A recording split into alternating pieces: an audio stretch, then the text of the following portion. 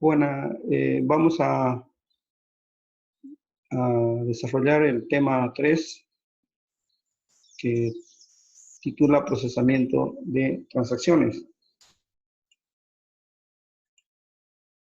Por lo tanto, uno de los conceptos que se tiene es que se denomina transacción a un programa que lee o modifique el contenido de la base de datos. Por lectura o modificación de transacción de la base de datos se refiere a las operaciones de insert, delete y update. Por lo tanto, una transacción es una unidad lógica de trabajo que está definida para las reglas del negocio. Es decir, una transacción se programa para un objetivo, para un propósito, en base a las reglas de la empresa, de la institución que pide que ciertas instrucciones sean ejecutadas. Este conjunto de instrucciones al menos debe incluir una modificación de datos. O sea, para considerarse transacción un programa, por lo menos debe incluir una instrucción que modifique la base de datos. Puede ser insert, delete, update o cualquier combinación de ellos. También una transacción pasa una base de datos de un estado consistente a otro, lo que significa que las bases de datos deben permanecer consistentes cada vez que se ejecute una transacción. No puede un conjunto de instrucciones dejar la base de datos en un estado inconsistente. Por lo tanto, en una transacción se debe analizar las operaciones de lectura y escritura a la base de datos, así como los bloqueos de bloqueo de los datos. Básicamente, ese es el objetivo de la transacción. Por ejemplo, acá supongamos que tenemos una aplicación bancaria y un procedimiento para transferir fondos entre las cuentas A y B. Y se ejecutan 3 instrucciones. La primera es verificar que la cuenta A tenga suficiente dinero, es decir, tenga saldo suficiente para retirar el dinero. La segunda sería que una vez validado que A tenga suficiente dinero, se aumente el saldo de B en el monto especificado. Y por último, se disminuye el saldo de A en el monto especificado. Si todas las instrucciones, si las 3 instrucciones se ejecutan sin ningún problema, pues la transacción termina sin que la base de datos se genere alguna inconsistencia en la base de datos, ¿no? Pero supongamos que el sistema falla justo antes de comenzar a ejecutarse la línea 3, es decir, aquí, antes de disminuir el saldo de A. Si aquí falla el sistema o la transacción no logra ejecutar la instrucción 3, pues entonces la base de datos queda en un estado indeseable o inconsistente, al menos para el banco. ¿Por qué para el banco? Porque el banco le aumentaría el saldo a B, pero no le disminuiría el saldo a A. Entonces el banco quedaría perdiendo lo que le aumenta el saldo a B. Y si eso sucede, entonces las bases de datos se genera inconsistencia.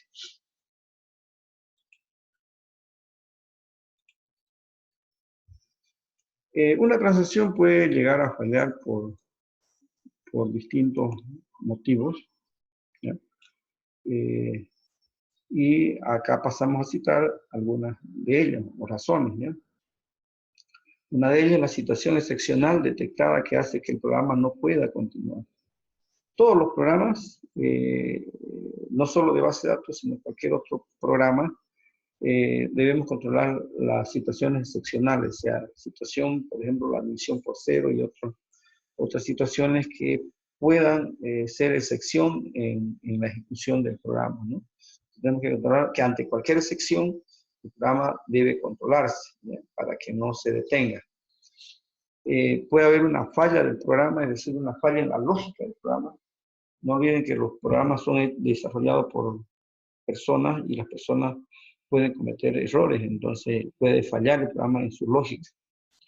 Puede haber una falla del software de la base de datos, ¿ya? El software de base de datos puede fallar de alguna manera.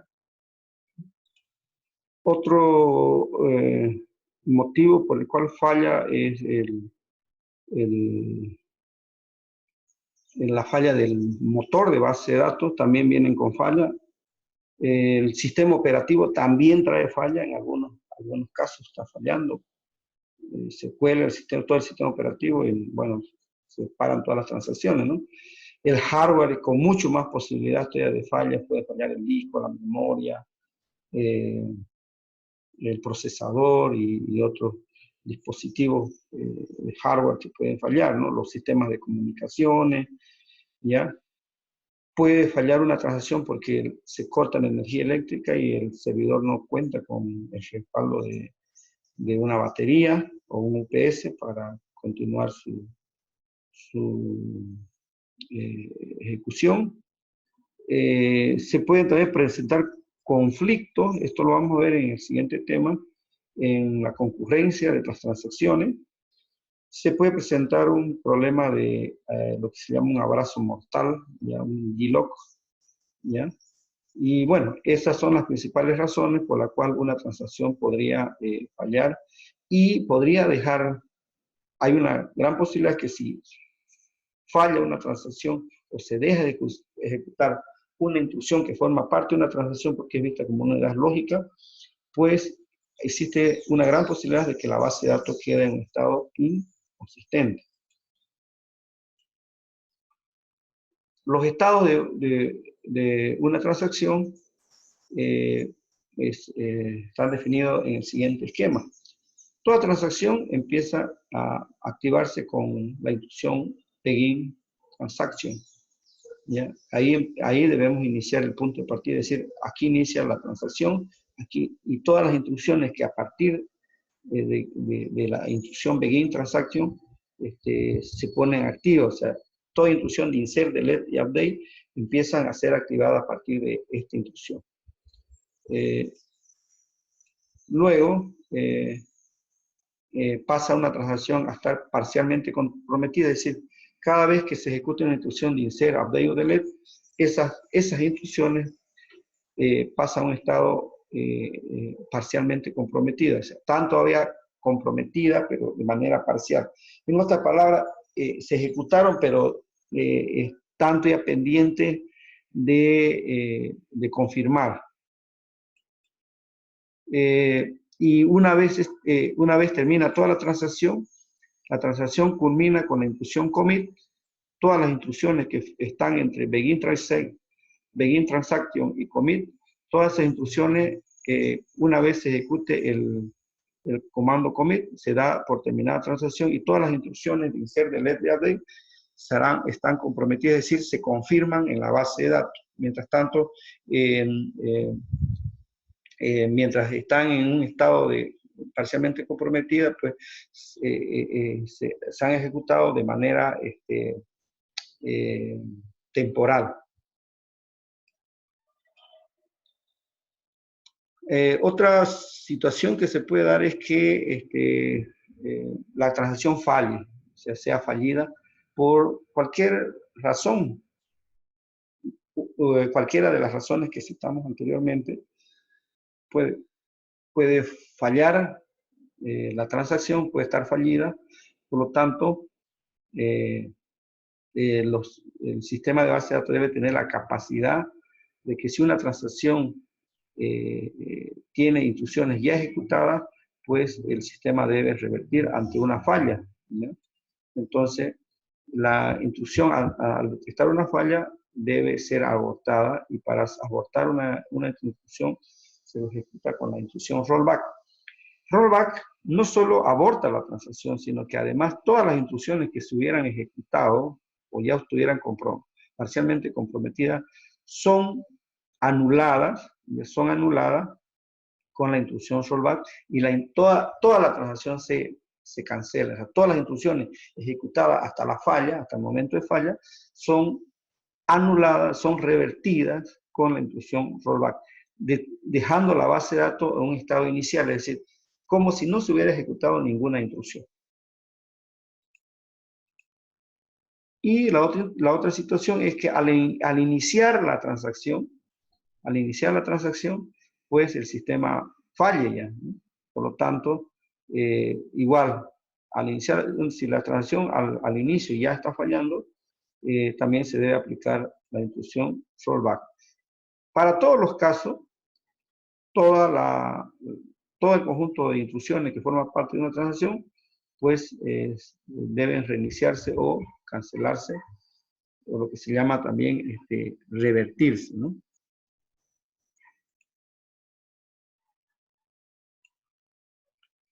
Entonces acá se explica en la parte de abajo cada una de los estados activa. Es el estado inicial, permanece en este estado durante la ejecución parcialmente comprometida después de ejecutarse la última instrucción. Fallida, se descubre que no puede continuar con la ejecución normal. Y abortada después de haber retrocedido la transacción y restablecido la base de datos a su estado anterior al comienzo de la transacción. Entonces son los 4 estados que se explican en el esquema, que acá se da un detalle del concepto de cada uno de los estados de una transacción. Otro concepto sobre las transacciones es que deben cumplir 4 propiedades. La primera propiedad es la propiedad de atomicidad, donde indica que se ejecuta todo o nada. O sea, una transacción se debe ejecutar todas sus instrucciones o ninguna. No puede ejecutarse parcialmente un conjunto de instrucciones que forma parte de una transacción. O se ejecutan todas o no se ejecutan. Y a esa propiedad se le llama la propiedad de atomicidad. O sea, las transacciones deben cumplir con esta propiedad. La consistencia. Solo se empieza lo que se puede terminar y no rompen las reglas. Para poder ejecutar una instrucción, las instrucciones no deben violar las reglas que están definidas en la base de datos. Estas reglas se refieren a reglas de integridad y otras reglas que se pueden aplicar. Por ejemplo, no podemos insertar en la edad, en el campo de edad de la tabla persona, no podemos insertar la edad negativa, menos 10 años. Eso rompe las reglas. Por ejemplo, no podemos poner en la fecha una fecha no válida, ¿ya? Y así son reglas que se deben cumplir en la base de datos. Entonces, la consistencia consiste en ejecutar instrucciones que no rompen las reglas. El aislamiento, isolation, una operación no puede afectar a otro. Eso lo vamos a ver cuando veamos el tema de control de concurrencia, que cuando una base de datos es multiusuario, se puede dar el problema de aislamiento, es decir, que 2 o más transacciones acceden al mismo dato y generan conflicto. Entonces, las transacciones deben aislar a sus instrucciones de tal forma que 2 o más transacciones no se perjudiquen entre sí. Y la durabilidad, que es una propiedad que garantiza que una vez ejecutada la operación, persistirá para siempre. Es decir, una vez la transacción ha sido confirmada, pues no puede revertirse, permanece en la base de datos para siempre. Los cambios, el insert, el update o el delete que se hubiera hecho queda ejecutado para siempre una vez que se confirman las instrucciones de una transacción. Las transacciones cumplen un rol en la base de datos y un primer rol es proteger los datos de las fallas del software, hardware y potencias eléctricas. O sea, el rol principal, ¿por qué se deben usar transacciones? Porque debemos proteger los datos ante fallas de software, potencia y otros problemas. Ante cualquier falla, nosotros debemos, la transacción, mejor dicho, debe proteger a las bases de datos. Y el otro, evitando, por supuesto, la inconsistencia de las bases de datos. Y el otro rol importante es permitir el aislamiento de datos de tal forma que varios usuarios pueden acceder simultáneamente a los datos sin interferencia. Y el otro rol es aislar la transacción, es decir, que se ejecuta solo sin que otras transacciones intervengan mientras yo esté ejecutando las instrucciones. Mientras una transacción esté ejecutando sus instrucciones, otras transacciones no deben perjudicar el normal la normal ejecución de las transacciones, las instrucciones que forman parte de una transacción. Dentro de un motor de base de datos, ¿cómo se manejan las transacciones? Entonces, un sistema de gestión de base de datos, una transacción es simplemente un conjunto de instrucciones que se ejecutan formando una unidad de trabajo, es decir, en forma indivisible o atómica. Entonces, nosotros tenemos que ver con una transacción, si bien es cierto, puede tener 2, 3, 10 instrucciones, pero para el motor de base de datos, esa transacción es vista como una sola unidad de trabajo o de negocio. Es una sola instrucción para él, aunque esté compuesta por varias instrucciones. Por lo tanto, esas instrucciones son indivisibles o atómicas, ¿ya? Si son 10 instrucciones para el motor de base de datos, es como si fuera una sola instrucción. No la puedo dividir en partes. Por lo tanto, se dice que un sistema de gestión de base de datos es transaccional si es capaz de mantener la integridad de los datos. O sea, si un motor de base de datos no mantiene la integridad de la base de datos, pues no se puede considerar un sistema de gestión transaccional. Por lo tanto, entonces, si una transacción falla, entonces el motor de base de datos debe tener la capacidad de deshacer las instrucciones ejecutadas hasta dejar la base de datos en estado inicial, llamado punto de integridad. Como si la orden de la transacción nunca se hubiesen realizado, como si las instrucciones nunca se... Entonces, los motores de base de datos deben tener esas características. Primero, de proteger la base de datos, de tal forma que ante cualquier falla, el sistema debe tener la capacidad de volver la base de datos en un estado inicial, es decir, a su estado consistente. No puede dejar un motor de base de datos,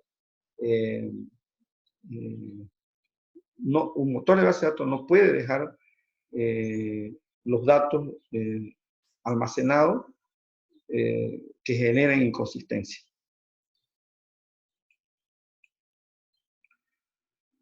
Para ello, los motores de base de datos tienen una arquitectura diseñada, ¿ya?, para la gestión de transacciones, para la administración de transacciones. Básicamente se lo divide en tres grandes grupos, que es lo que tiene la arquitectura, ¿no? Yendo de abajo hacia arriba, tenemos todo lo que son los archivos, ¿ya? Los archivos que básicamente se trabajan con discos, cintas magnéticas, ¿ya? Es la parte física. Generalmente todas las bases de datos se almacenan en discos, ¿ya? De tal forma que el motor de base de datos divide estos almacenamientos en el archivo de base de datos donde se guardan los datos propiamente. Tienen otra parte del disco que lo usa para archivos de control, tiene otra parte del disco que lo utiliza para archivos de otras transacciones, e inclusive algunos motores de base de datos tienen cintas conectadas al servidor, de tal forma que también acá estas cintas sirven para almacenar los logs de transacciones, que vamos a ver qué son esos. Luego, el motor de base de datos interactúa con cada una de estas partes del disco.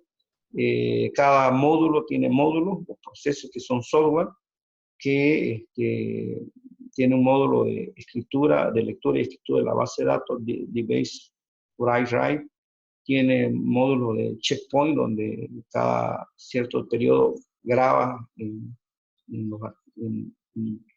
los discos correspondientes. Tiene otro módulo que está destinado a guardar la información de los logs en los archivos de log, igual que el módulo de archivo, ¿ya? Eso en cuanto a proceso. En cuanto a la memoria la divide también en tres partes. La memoria denominada SGA, ¿ya? Y hay una parte donde está el share, o sea, todas las instrucciones SQL llegan a un área compartida, y a partir de ahí ejecutan, y toda la información que lee de disco a memoria son guardados en una base de datos en la memoria RAM, denominada Database Buffer Cache, o la memoria caché del servidor. Y por otro lado, tiene dentro de la misma memoria una zona que se llama log de transacción. Entonces, básicamente, esa es la arquitectura como trabaja. Entonces, en una primera instancia, con una instrucción cl insert, el motor de base de datos lee la información o escribe a través del módulo que se llama Database Write-Write, o base de datos de lectura y escritura. Lee o escribe este módulo, y esa información, cuando lee de disco a memoria, lo lleva directamente la información al buffer. Y cuando escribe del buffer, escribe y lleva a la base de datos. Entonces, esa es su función de este módulo. Luego, una vez lee la información, esa información es procesada en la memoria caché, pero antes, en paralelo, va haciendo su copia de la información que está llevando a la memoria caché. Si ustedes recuerdan, esto sucede, por ejemplo, con la instrucción inserted. ¿Se acuerdan de la instrucción inserted o deleted? Exactamente lo que hace es hacerse una copia de los datos que están en la memoria, se hace una copia paralela, o sea, tiene datos paralelos en la memoria RAM, en una zona que se llama log de transacciones. O sea, leo la información, lo guardo en una zona de la memoria, y esa misma información es guardada por si acaso en una copia denominada log de transacción. Luego, esa información, cada cierto periodo de tiempo, depende cómo está programado el motor de base de datos, esa información es bajada al disco duro. Fíjense que la información que lee de la base de datos, la sube a la memoria caché, se hace una copia en el log de transacciones, y también cada cierto periodo de tiempo guarda la información en unos archivos que se llaman log de transacciones en otra área del disco duro. Puede ser el mismo disco duro físico, como puede ser otro disco duro, o puede ser otro servidor inclusive, donde se guarda el archivo de log de transacción. Posteriormente, con el módulo checkpoint, lo que hace es, cada cierto periodo, o cuando le damos commit o le damos rollback, el sistema guarda, confirma todas las operaciones hechas en memoria, las confirma en la base de datos, tiene unos archivos de control, ¿bien?, para saber dónde empezó y demás cosas, la transacción, a qué hora empezó, qué usuario lo hizo, y guarda todo lo que se hace en la memoria, ya sea insert, update o delete, select, todo se guarda en un archivo de log de transacciones, o denominada también bitácora de transacciones. Esta bitácora de transacciones, estos archivos, llegan a ser mucho más grandes, a ocupar espacios mucho más grandes que la propia base de datos. Llegan a ser 3 hasta 4 veces más grandes, porque aquí se guarda toda la información. Cada detalle de las actividades que se hacen en la base de datos son guardadas en estos archivos denominados log de transacción. Y si el motor de base de datos tiene una cinta, entonces no solo guarda la información en los archivos de log de transacciones de los discos duros, sino que además pueden ser guardados en disco de manera automática, lo que sería un backup de todas las transacciones.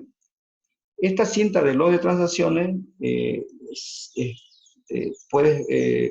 se lo puede ir almacenando de manera diaria o de manera semanal o de manera mensual, de tal forma que estas cintas deben ser llevadas a lugares externos, que no deben mantenerse en los data centers, deben llevarse a lugares externos para prevenir, por ejemplo, ante un incendio. Si se llegara a incendiar todo el equipamiento, toda la sala de cómputo, entonces de esta cinta podemos recuperar hasta el último minuto, hasta el último día que se hizo la transacción y se sacó la cinta. Hasta ese día el sistema es capaz de de hacer una autorrecuperación de toda la información, porque la información que se guarda aquí es acumulativa, es decir, se guarda todas las transacciones de minuto a minuto, segundo a segundo, todas las transacciones que se vienen haciendo, de tal forma que si ante un desastre nosotros podemos recuperar la información de las cintas de log de transacción. Este archivo es tan importante, el archivo de transacciones o bitácora, que se utiliza para recuperación del sistema después de una falla y para garantizar las propiedades así de la transacción. Es decir, su objetivo principal de todo el nodo de transacciones es, dice, la recuperación ante cualquier falla y además garantizar las propiedades así. Lo que hace, dice, primero se ejecutan las operaciones de la base de datos del nodo de transacciones. Todo se ejecuta en este nodo de transacciones y cada cierto periodo es guardado, esa información es guardada a través del checkpoint a los diferentes lugares, a través del módulo log de escritura lectura y escritura a los archivos log, y para tener un respaldo mucho más seguro, todo lo que se hace, todas las actividades que se hacen en el motor de base de datos son guardadas en cinta, de tal forma que, vuelvo a repetir, estas cintas son llevadas al exterior de la sala de cómputo para poder recuperar la información ante cualquier desastre. Toda información es guardada cuando se genera el commit. Es decir, cada vez que se hace un commit, entonces se hace un checkpoint, se confirma la información en la base de datos y en los archivos log, ¿no? Pero también paralelamente se van guardando cada cierto periodo, es decir, todas las actividades que se hacen en la base de datos son guardadas en el archivo de log. Cuando hay un commit, ahora recién se guarda en la base de datos las transacciones, las instrucciones que se estén ejecutando en una transacción. ¿Cómo se implementa una transacción en un sistema de motor de base de datos? Como dijimos, vamos a ilustrar la transferencia de fondos, que dijimos que consiste en 3 instrucciones: verificar que A tenga saldo, aumentar el saldo de B en el monto que se especifica y disminuir el saldo de A en el monto especificado. Entonces, para ello se dispone de una base de datos, le vamos a llamar banco, que vamos a usarla en este tema. Y es una base de datos que tiene 2 tablas, una tabla de cuenta y una tabla de transacciones. La tabla de cuenta tiene el número de cuenta, que es de tipo char, la descripción de la cuenta, la fecha de creación de la cuenta y el saldo. Y la tabla de transacciones de cuenta está el número de cuenta, que es la que se hereda de la cuenta, la fecha en que se hizo la transacción y el importe. Acá vamos a convenir que el importe, si el importe es positivo, está haciendo un depósito, y si es negativo, está haciendo un retiro. Se valida que se hace un check acá, que el importe sea mayor a 0, y en la cuenta se hace un check que el saldo sea mayor a 0. Entonces, acá se inicializa la base de datos con la siguiente información, que a la cuenta A se le asigna 300 pesos y a la cuenta B 50 pesos. Y en el detalle de transacciones se inserta en una fecha determinada la cuenta 300 y en la cuenta B 300, de tal forma que estos 2 valores sean coincidentes.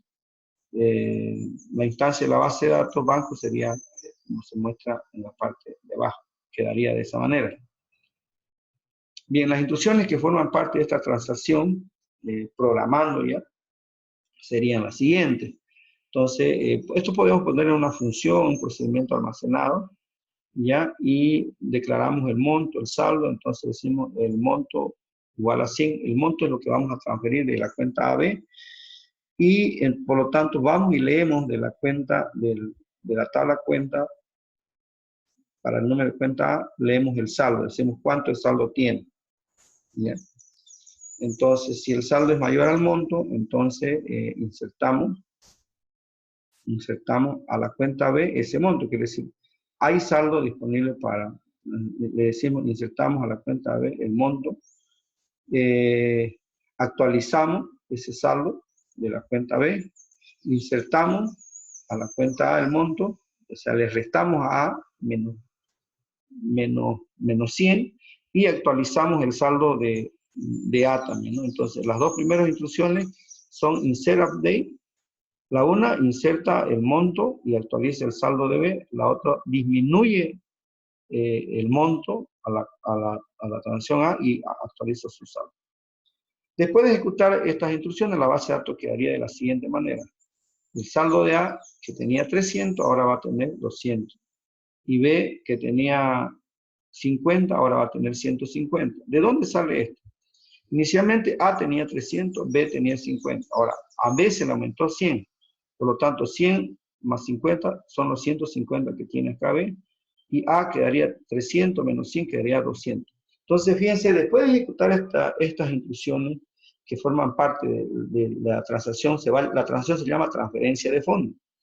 Como verán, después de ejecutar todas estas instrucciones, sobre todo nos interesan las instrucciones de insert, update y delete. Entonces me interesa que estas instrucciones se ejecuten. Después de ejecutar estas instrucciones, la base de datos queda de esta manera y como podrán ver, la base de datos está consistente. O sea, no se pierde la información queda coherente, consistente. Ese es el objetivo de las transacciones. Sin embargo, como les digo, no todo es normal en una transacción. Pueden fallar una transacción, ya le di las razones anteriormente. Entonces, ante cualquier falla, y acá se dice, ¿qué pasa si la instrucción falla en el segundo insert? Es decir, aquí, ¿qué pasa si falla el segundo insert? Porque la cuenta X no existe. Y de verdad, entonces acá inserto, le aumento 100 pesos a B, actualiza su cuenta de B y resulta que quiero insertar, el programador se equivocó, en lugar de ponerle A, le puso X acá, se equivocó el programador y no va a poder insertar la cuenta X, porque la cuenta X no existe en la tabla de cuentas. Por lo tanto, aquí va a haber un problema. No se va a ejecutar el insert, pero sí se va a ejecutar el update. Por lo tanto, podemos ver que acá nos va a dar un problema en el segundo insert y nos va a decir que hay un conflicto de restricción de llave foránea. ¿Ya? Acá hay un problema de llave foránea, se generó un problema de llave foránea porque el programador en lugar de ponerle A le puso X.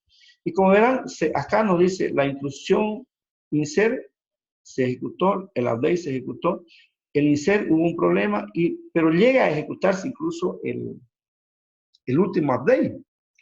Entonces, veamos cómo queda después de ejecutar nuestra base de datos queda de la siguiente manera.